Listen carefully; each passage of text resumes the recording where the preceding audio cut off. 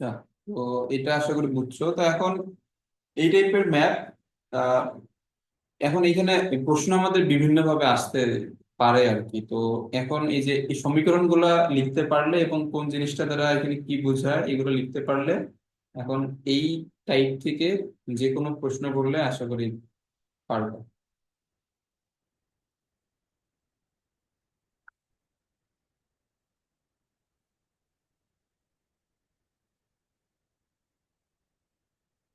আচ্ছা, দাঁড়াও, এখানে এই ফিগারটা এখানে ক্লিয়ার না।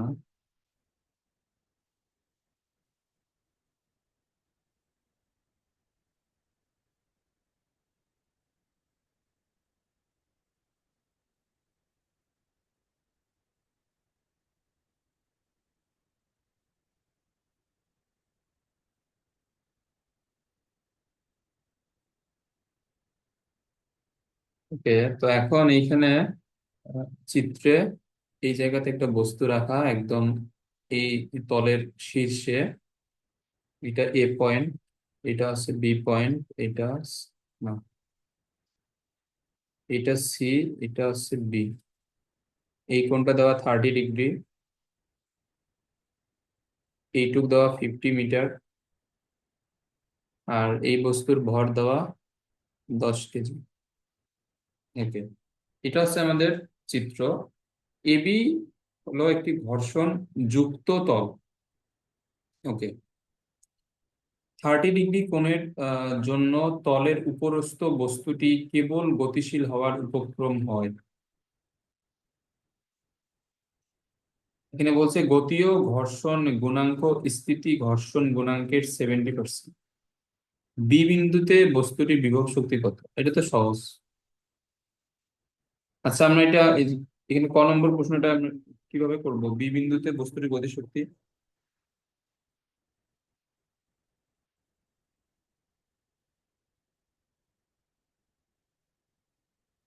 হলো,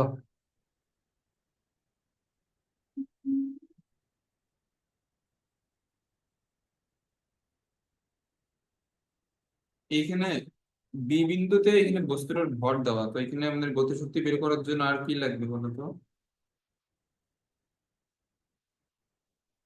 বেগ। এখানে গতি শক্তি বের করার জন্য বেগের কি দরকার? না সরি, আমি তো এতক্ষণ মনে হয় উল্টা পাল্টা বলতেছি। এখানে বলছে যে বিভব শক্তি, এই বিভব শক্তি নির্ণয় করার জন্য আর কি লাগবে? এইচ। হ্যাঁ, তখন এই আমরা এখানে কিভাবে বের করবো?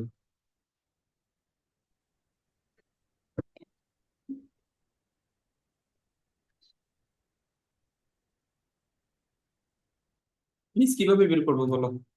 এখানে এইচ মূলত কোনটা? এইচ হচ্ছে এটা। এখন যদি এটা এইচ হয় তাহলে সহজ এটা তো।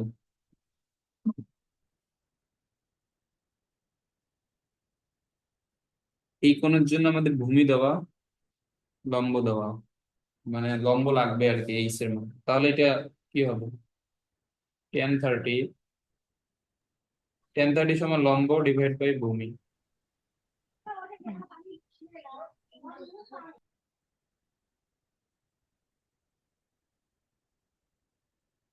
তাহলে এটা হচ্ছে 28.87 মিটার।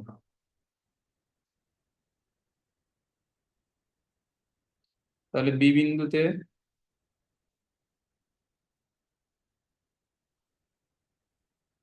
বিভব শক্তি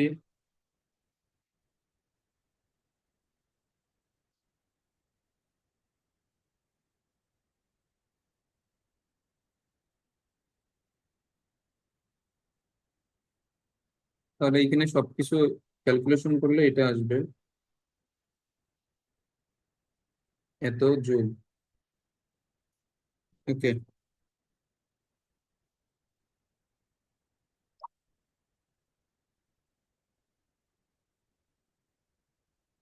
আচ্ছা এখন এখানে খ নম্বর ম্যাথটা একটু বড় আছে আমাদের।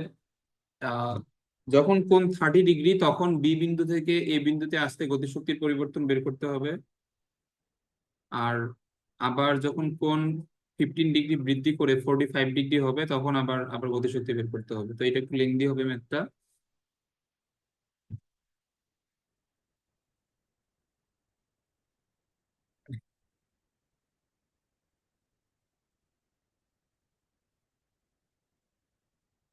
আচ্ছা, এই যে নিউটনীয় বলবিদ্যা যদি মনে থাকে, এইখানে বলছে যে 30 ডিগ্রি কোণের জন্য তলের উপরস্থ বস্তুটি কেবল গতিশীল হওয়ার উপক্রম হয়। এই জিনিসটা অনেক ভালোভাবে এই নিউটনের বলবিদ্যায় পড়ানো হয়েছে। তো যে কোণের জন্য একটা তলের মধ্যে থাকা বস্তু কেবল গতিশীল হওয়ার উপক্রম হয়, ওই কোণটাকে কি বলে? এটা হচ্ছে নিশ্চল কোণ। এই নিউটনের বলবিদ্যা রিভিশন দিবা, কারণ এই চ্যাপ্টারে অনেক জায়গায় লাগবে এগুলো।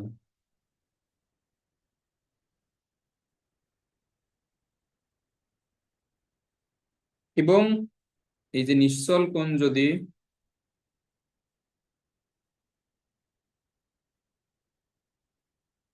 Theta is equal two 30 degree হলে, আচ্ছা, কেবল গতিশীল হওয়ার উপক্রম হয়, এখন পর্যন্ত তো গতিশীল হয় নাই, তো এই বস্তুটা কখন গতিশীল হবে?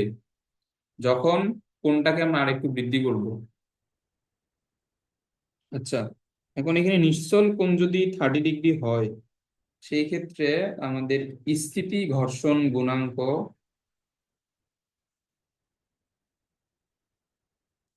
আচ্ছা এটা, এই চ্যাপ্টারটা নিউটনের বলবিদ্যা পড়ার পরপরই এটা পড়ানো উচিত ছিল। এটা তখন না পড়ায় কি কি জানি তখন পড়াইলাম। আচ্ছা, তারপর নিউটনের বলবিদ্যা একবার দেখে আসো আর কি, এই পুরো জিনিসটা নোট খাতাটা দেখে আসবে। তো এটা আছে আমাদের স্থিতি ঘর্ষণ গুণাঙ্ককে প্রকাশ করা মিউ এস দ্বারা। মিউ এস হবে ট্যান থিটা, যেখানে থিটা হচ্ছে নিশ্চল কোণ। এগুলো আমরা পড়ছিলাম। ওকে, তাহলে মিউ এস হচ্ছে tan 30, যেটা 1/√3। এটা হচ্ছে tan 30 মান। ওকে।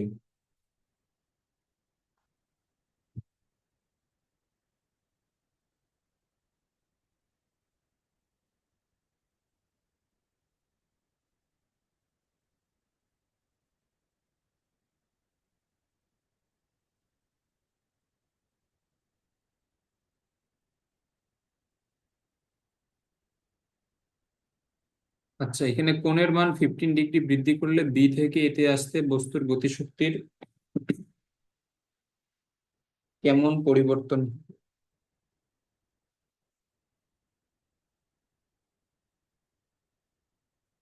কে? আচ্ছা, এই বস্তুটাকে আমরা একটু নিচে নিয়ে এসে একটু চিন্তা করি, তাহলে আমাদের একটু সুবিধা হবে। এই বস্তুটা যদি হয় এই জায়গাতে,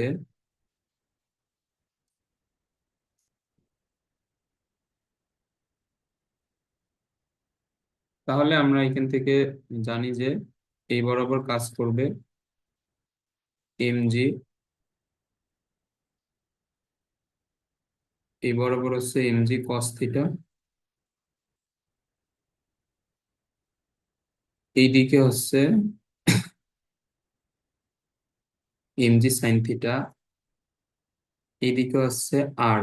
আর এই বস্তুটাকে আমরা যদি গতিশীল করতে চাই, তাহলে এটা কোন দিকে পড়বে? এটা পড়বে কিন্তু নিচের দিকে।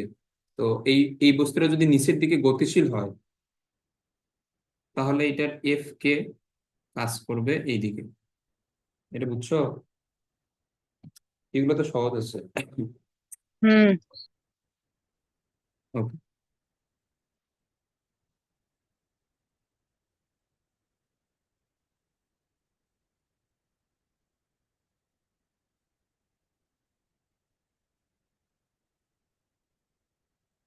আচ্ছা, এখন এরপরে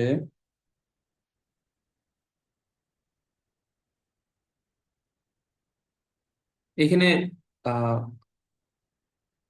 এই বস্তুটার মিউ কে কত হবে? মিউ কে বলছে 70% অফ মিউ এস, তাহলে এটা হচ্ছে 0.7 ইন্টু 1/√3।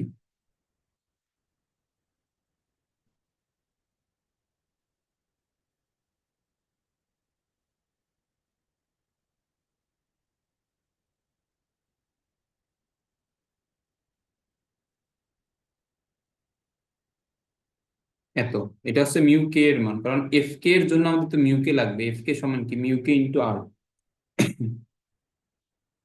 তো এইখানে আমাদের এটা লাগবে।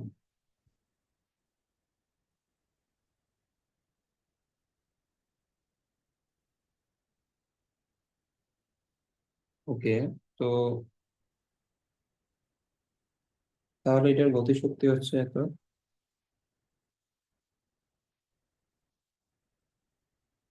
আচ্ছা, একটু দাঁড়াও।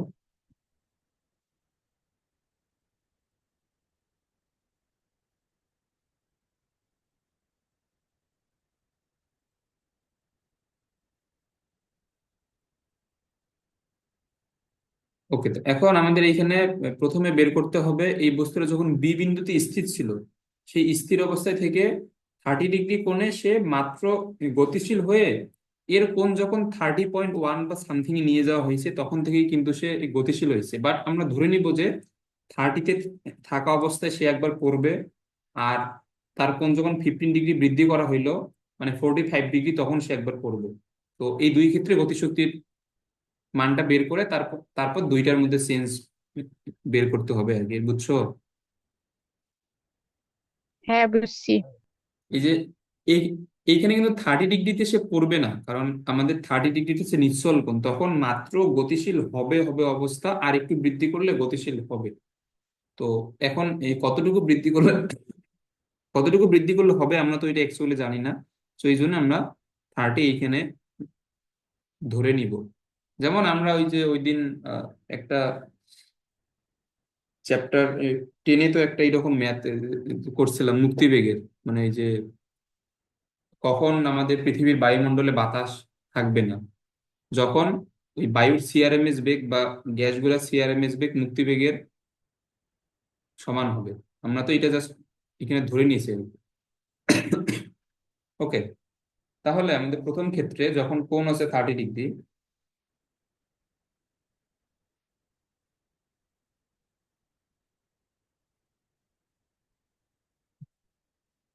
আচ্ছা, এইখানে আমাদের একটা জিনিস লাগবে।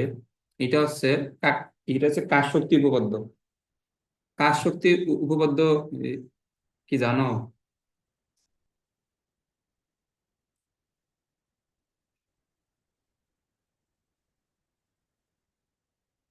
আচ্ছা, ধরো এটা একটু লিখে দেই।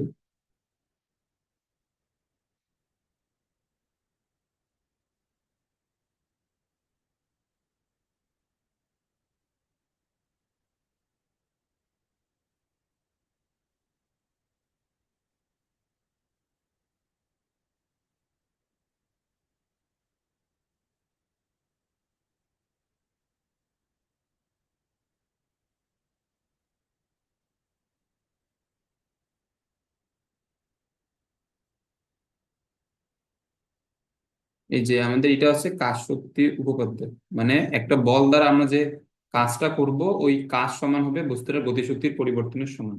ওকে, তো এই বস্তুটা যে এখানে নামতেছে, আচ্ছা এই বস্তুটা কিন্তু বি বিন্দুতে আছে, কিন্তু আমরা এই যে এই জিনিসগুলো আঁকানোর সুবিধার্থে এটাকে জাস্ট একটু নিচে নামায় আনছি আর কি। বাট এই বস্তুটা যাত্রা শুরু করবে কোথায় থেকে? মেইনলি বি বিন্দু থেকে। ওকে, তো বি বিন্দুতে এই বস্তুটা ছিল, বি বিন্দুতে তার বেগ কত? তার বেগ হচ্ছে 0। আর সে যখন এ বিন্দুতে নেমে আসবে, এইখানে তার বেগটা হবে কিন্তু সর্বোচ্চ।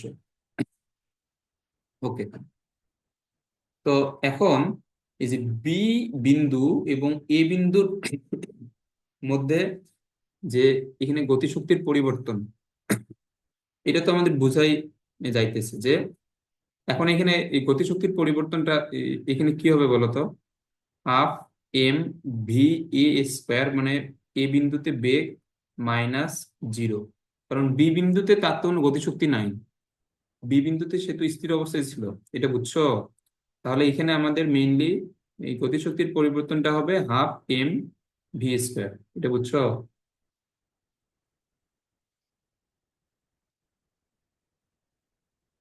হ্যাঁ। ওকে, তাহলে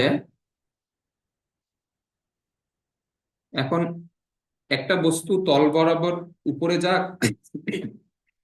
অথবা নিচে নামুক, সে তো এমনি এমনি এখানে নামবে না, তার উপর একটা বল এখানে ক্রিয়াশীল। তো এই বস্তুর উপর এই ক্রিয়াশীল বল কত বলো তো?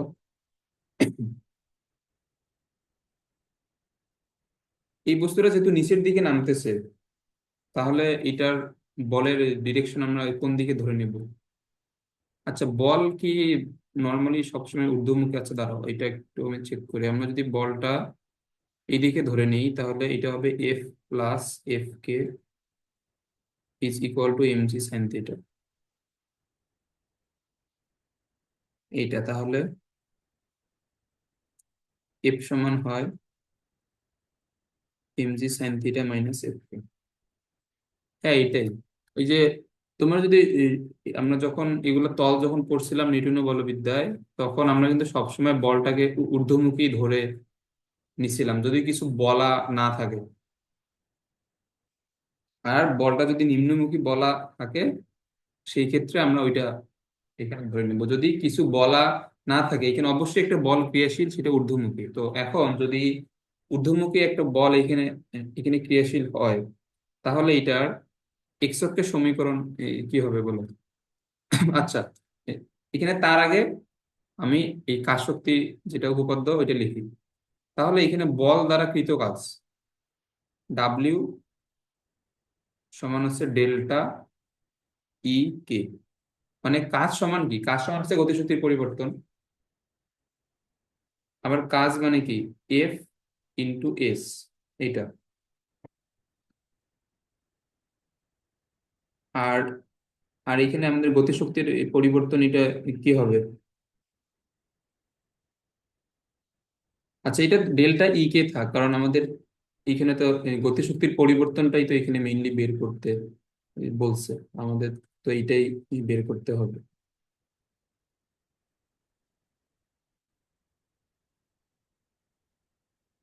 আচ্ছা, এখানে এস কোনটা বলো তো? এস কোনটা? এস তো হচ্ছে সে বি থেকে যেহেতু এ তে আসছে, তাহলে এখানে সরণ কত বি থেকে এ, অর্থাৎ এ বি এর যে ডিস্টেন্সটা হবে এটাই তো। তাহলে আমরা এখান থেকে এটা জানি 50 মিটার, এবং এই মান অর্থাৎ এই মানটা আমরা তখন বের করছিলাম 28.87।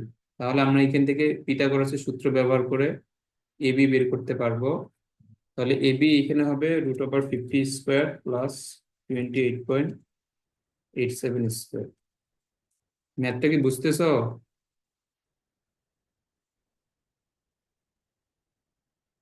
হ্যাঁ, বুঝছি। এই টপিকগুলো ক্লিয়ার হলে কিন্তু অনেক অনেক জটিল জটিল ম্যাথ তুমি পরবর্তীতে সলভ করতে পারবে। যদিও এইচএসসি তে এত এত জটিল ম্যাথ আসবে না, বাট এগুলা মানে শিখে রাখার জন্য আর কি। আচ্ছা, এখন এটার ওয়াই অক্ষের সরি এক্স অক্ষের সমীকরণ বলো।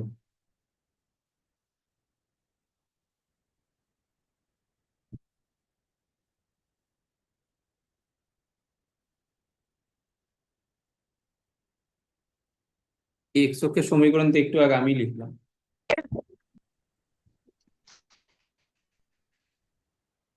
এফ প্লাস এফ কে।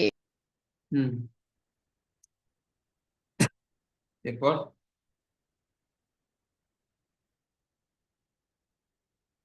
এরপর কি? Minus M G sine theta.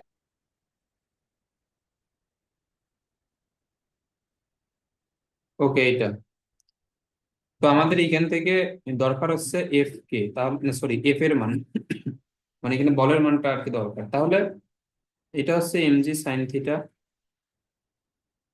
F K গিয়ে এখানে মাইনাস হবে M G sine theta. F K এর মান, এফ কে সমান কি? Mu K into R. আবার এখানে আমরা যদি ওয়াই অক্ষের সমীকরণ লিখি তাহলে আর সমান কি পাওয়া যাবে?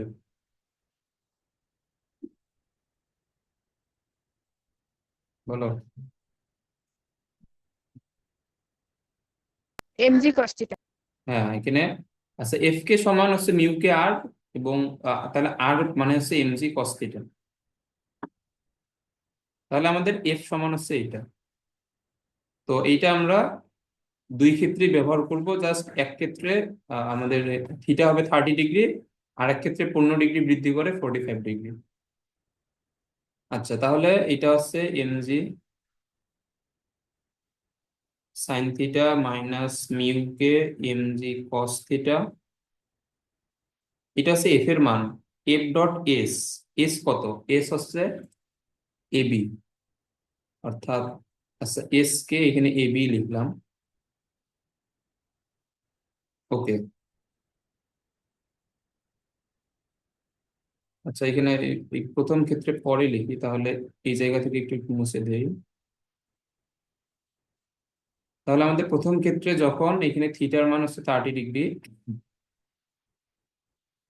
তখন এখানে গতিশক্তির এই পরিবর্তন, এটা কত?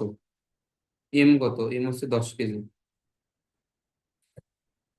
10 × 9.8 into sine 30 minus mu K কত?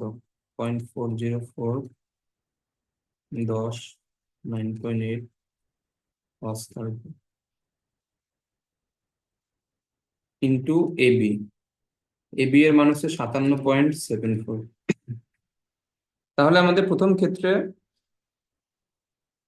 এটা আসে। আচ্ছা, এই যে এখন আমি কিন্তু এখানে এই ক্যালকুলেশন গুলো এখানে কিন্তু দেখাইলাম না, এটা তুমি এটা খাতার মধ্যে লিখে রাখিও যে এখানে সবকিছুর মান ঠিক বসানোর পরে এম এর মান হচ্ছে 10 কেজি, সাইন 30, জি এর মান তো 9.8, মিউকের মান বের করছি এমজি cos 30, তারপর ইন্টু এবি মানে সরণের মান তো এখানে বের করা আছে। তো সবগুলা এখানে বসাইলে আমাদের প্রথম ক্ষেত্রে গতিশক্তির পরিবর্তন আসে এইটা। আর এমনিতে পরীক্ষার খাতায় কিন্তু এইভাবে ডিরেক্ট ক্যালকুলেটর দিয়ে এখানে বের করে লিখলে কিন্তু হবে না, এই সূত্র লিখে সবগুলা মান এখানে এখানে বসে দেখাইতে হবে।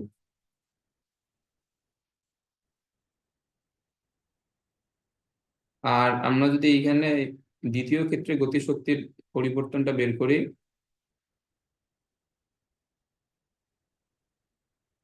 এইটা হবে জাস্ট এই যে সাইন, এখন এই 30 জায়গায় হবে 45।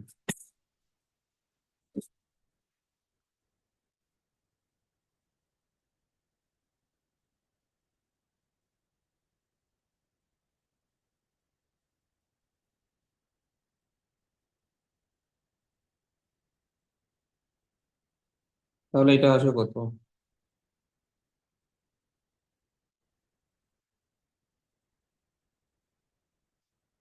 আচ্ছা আচ্ছা, সরি সরি, এই যে দেখো, এই এই জায়গাতে আমি এখানে ভুল করছিলাম। যখন থিটা হবে 45, তখন কি আমাদের এবি কি সেম থাকবে? না, তখন কিন্তু এবি সেম থাকবে না। তো তখন আমাদের আবার এবি বের করতে হবে 45 ডিগ্রির জন্য।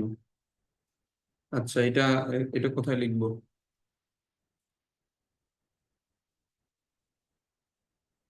এই জায়গাতে ছোট করে লিখি। যখন এই কোণটা 45, তখন আমাদের এবি কত হবে? এটা দেওয়া 50। এইখানে ভূমি কিন্তু চেঞ্জ হবে না, জাস্ট আমরা কোণটাকে চেঞ্জ করছি। তাহলে এখানে ভূমি কিন্তু এখানে চেঞ্জ হবে না। তাহলে আমাদের এই দ্বিতীয় ক্ষেত্রে,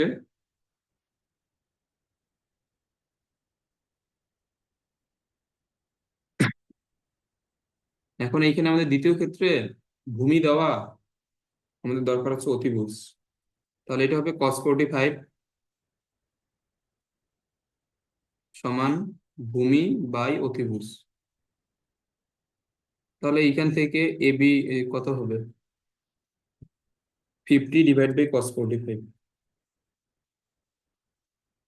তাহলে এটা হয় 70 0.71। ওকে, এটা আশা করি বুঝছো। তাহলে এখানে আমাদের এই দ্বিতীয় ক্ষেত্রে এবি এর মান আমাদের বসাইতে হবে 70.71। এটা খুবই সাবধান। আচ্ছা, তাও এইখানে আমাদের সবগুলা এই এই যে ডেল্টা ইক এর সূত্রে সব সেম থাকবে। জাস্ট এখানে থিটার জায়গায় 45 এবং এবি বসবে এখন আমাদের নতুন মানটা 70.71।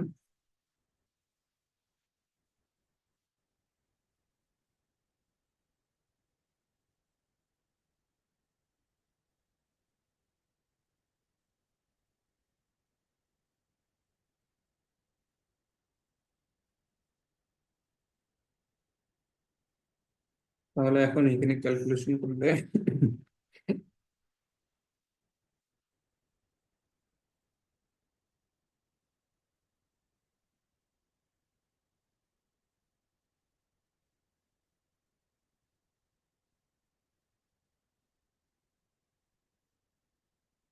কি ব্যাপার, এটা তো আমাদের প্রথমটা তো বইয়ের অ্যান্সারের সাথে মিললো, এটা মিলে না কেন?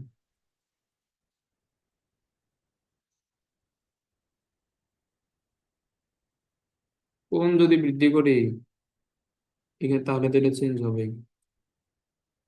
cos 45 সমান ভূমি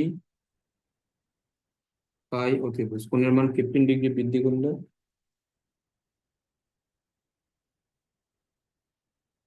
100/√3।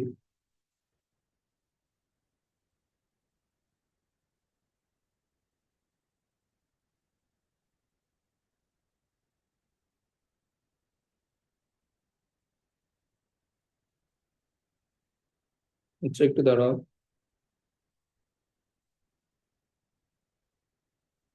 এখানে 100/√3 ইউজ করছে, এখানে 100/√3 ইউজ করছে। আচ্ছা, এখানে বইয়ের অ্যান্সারই ভুল আছে। কারণ বইয়ে আমাদের দুইবারই আহ, এখানে এবি এর মান ব্যবহার করছে সেম, মানে এখানে 77, সরি 57.7, এটা দুইবারই ইউজ করছে, কিন্তু এটা তো দুইবার সেম হবে না অবশ্যই। কোণ বৃদ্ধি করলে এখানে সরণ অবশ্যই চেঞ্জ হবে। সেই ক্ষেত্রে এটাই আমাদেরটাই ঠিক আছে। আচ্ছা দাঁড়াও, আমি তো এটা কেটে দিছি, এটা আবার বের করতে হবে। এটা কত আসে?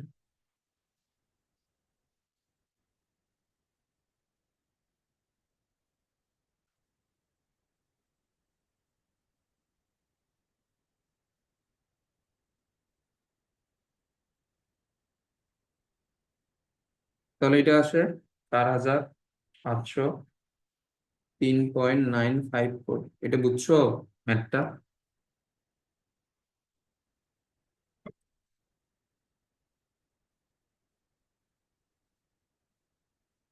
এটা বুঝছো? এই যে, হ্যাঁ, বুঝছি। আচ্ছা, দাঁড়াও, এখানে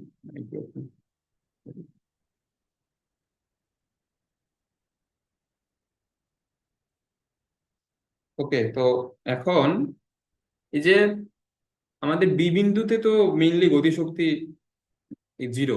তো আমরা এখানে মেইনলি গতিশক্তি পাবো এ বিন্দুতে। তো একবার 30 ডিগ্রি কোণের ক্ষেত্রে এ বিন্দুতে এখানে আমাদের গতিশক্তি কত? আচ্ছা, আমরা যদিও এখানে গতিশক্তির পরিবর্তন লিখছি, বাট এই এই এই গতিশক্তি গুলা মূলত কিন্তু আমাদের এ বিন্দুতেই এই গতিশক্তিটা প্রকাশ করে। কারণ বি বিন্দুতে তো এই গতিশক্তি জিরো। তাহলে এ বিন্দুতে গতিশক্তি যেটা হবে ওইটাই তো গতিশক্তির পরিবর্তন। তাহলে এই দুই ক্ষেত্রে এই গতিশক্তির পরিবর্তন গুলা মূলত প্রকাশ করে এ বিন্দুতে গতিশক্তি। বুঝছো এটা? হ্যাঁ, বুঝছি। ওকে, তো এখন আমাদের এখানে মেইনলি দুই ক্ষেত্রে এই বিন্দুতেই গতিশক্তির পরিবর্তনটা বের করতে বলছে। তাহলে আমাদের দুই ক্ষেত্রেই আমি তো বললাম যে এই দুইটা হচ্ছে মেইনলি এই বিন্দুতে দুই ক্ষেত্রে গতিশক্তি। তাহলে আমাদের আহ এই যে এখন লিখবা কোণের মান 15 ডিগ্রি বৃদ্ধি করলে এখানে গতিশক্তির পরিবর্তন হবে। এখন এই দুইটার মধ্যে আবার বিয়োগ করতে হবে।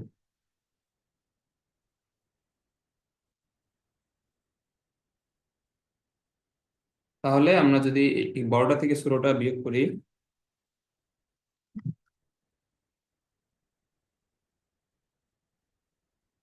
এটা আসে 3,000।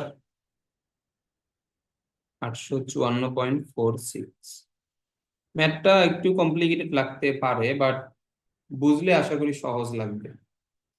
এটা আশা করি ক্লিয়ার এই ম্যাথটা।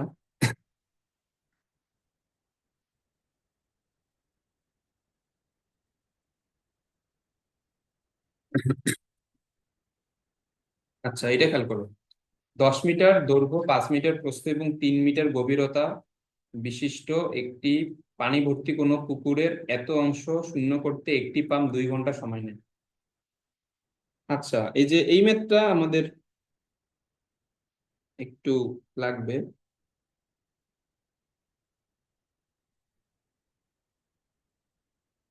আচ্ছা, এটা এখন এখানে খেয়াল করো। দৈর্ঘ্য দেওয়া 10 মিটার, প্রস্থ দেওয়া 5 মিটার, উচ্চতা দেওয়া 3 মিটার। এখানে উচ্চতা বা গভীরতা সেম। তাহলে এইটার যে ভলিউম বা আয়তন, এটা কত হবে? দৈর্ঘ্য, প্রস্থ ইন্টু উচ্চতা, তাহলে 50, এটা হচ্ছে 150 মিটার কিউব। এটা হচ্ছে আমাদের পুকুরের আয়তন। তো তাহলে এইখানে এই পুকুরে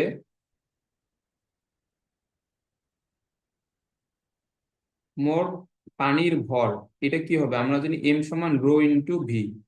রো হচ্ছে 1000, ভি হচ্ছে 150। তাহলে এটা হবে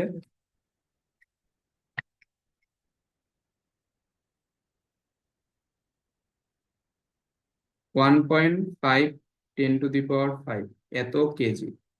ওকে, এটা আশা করি তুমি বুঝছো। এখন ওই দিন যে বুঝাইছিলাম, এখন এটা বলো দেখি। এটা হচ্ছে আমাদের টোটাল এই পুকুরটা। এটার এখানে এটার পুরোটাই এটার, ধরো যে পানি আছে, এটার গভীরতা হচ্ছে 8। এখন এই পুকুর থেকে 1/3 পানি শূন্য করছে, তাহলে এখান থেকে 1/3 পানি সরানো হয়েছে।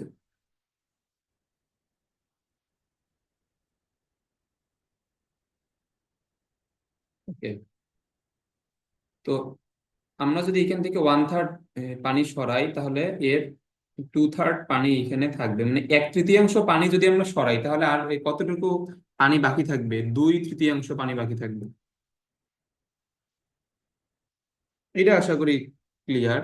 তাহলে পানি শূন্য অংশের এই গভীরতা এইটুকু কত হবে? এইচ এর 1/3, মানে H/3।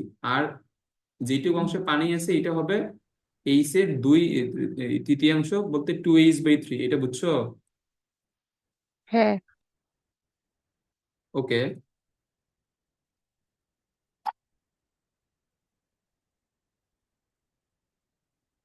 আচ্ছা দাঁড়াও।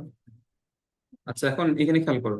তাহলে আমরা যে এমজি এই সূত্রে গড় গভীরতা ব্যবহার করবো, ওই দিন অনেক ভালোভাবে বুঝাইছিলাম। এখানে গড় গভীরতা কি হবে এখন বলো দেখি।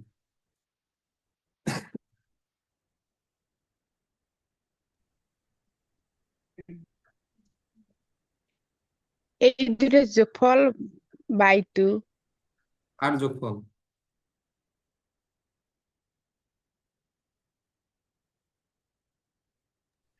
H/3 হ্যাঁ, হ্যাঁ, প্লাস 12। এই দুইটা যোগফল।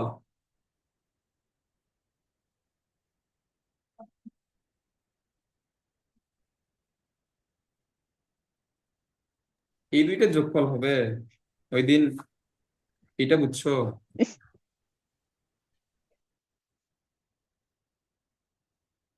ওই দিন অনেক অনেক ক্লিয়ারলি বলা হয়েছে, এটা হচ্ছে পানির উপরিতলের প্রথম গভীরতা প্লাস পানির উপরিতলের শেষ গভীরতা। এখন এখানে প্রথমে পাত্রটা পানিপূর্ণ অবস্থায় ছিল, পানিপূর্ণ অবস্থায় থাকা অবস্থায় পানির উপরিতলের গভীরতা কত?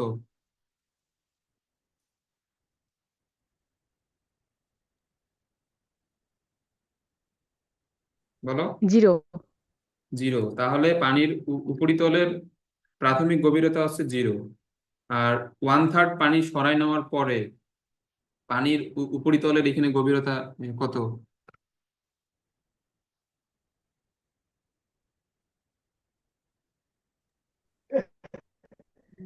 চিত্র দেখে তো এটা 2h/3। পানির উপরিতলের গভীরতা 2h/3 না তো, এটা তো পানির গভীরতা না, পানির উপরিতলের এখানে গভীরতা। এইখানে পানি শূন্য করার পরে পানির উপরিতল কোনটা, এইটা হচ্ছে পানির উপরিতল, এই যে এইটা।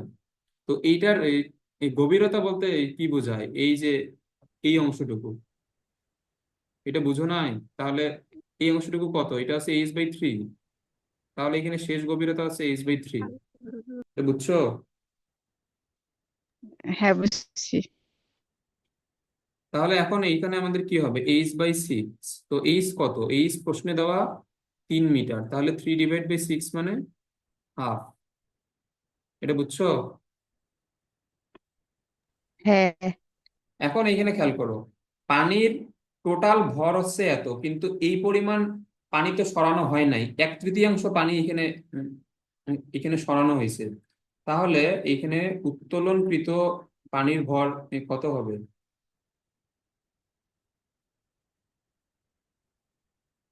এইখানে উত্তোলনকৃত পানির ভর হচ্ছে আমাদের টোটাল ভর, এর 1/3 সরানো হয়েছে। এটা আশা করি বুঝছো। তাহলে হবে m/3 দিলে হবে 50,000 কেজি। এটা ক্লিয়ার? তাহলে এখানে পি হচ্ছে W/T, যেহেতু পাম্পের ক্ষমতা বের করতে বলছে। এটা সমান হচ্ছে mgh, এখানে m' কত, 2 ঘন্টা সময় নেয়, তাহলে 2 × 1 ঘন্টায় হচ্ছে 3600 সেকেন্ড। তাহলে m' হচ্ছে 50,000, জি হচ্ছে 9.8, h' অর্থাৎ গড় গভীরতা হচ্ছে 0.5 ডিভাইড বাই 7200। তাহলে এটার ক্ষমতা হচ্ছে 34 ওয়াট। এটা বুঝছো ম্যাথটা? বুঝছি। ওকে। আচ্ছা দাঁড়াও, আমি আরেকটা লিঙ্ক দিচ্ছি, আমাদের এই টাইপের মানে আরেকটা ম্যাথ আছে, ওইটা করতে 10-15 মিনিট লাগবে, আমি ওইটা করিয়েছি।